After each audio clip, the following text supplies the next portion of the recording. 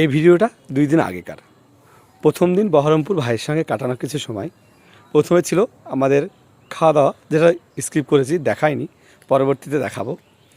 প্রথমে ছিল জুতো কেনা, ব্যাগ কেনা, আর কিছু কিছু ছোটো ছোটো কসমেটিক্স যা কিছু লাগে। অ্যাকচুয়ালি ইন্ডিয়ান জিনিস বাংলাদেশের মানুষের একটু বেশিই প্রিয়, সেরকম কিছু কেনাকাটা ছিল।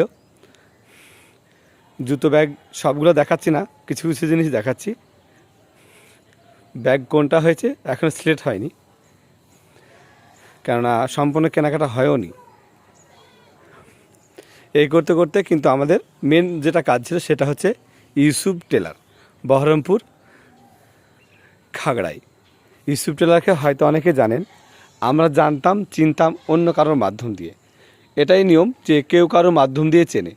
ইউসুফ টেলার এসেছে অনেক দিন পর, উনি তো দেখে চিনতে পেরেছেন এবং অনেক কথা পরিচয় হলো।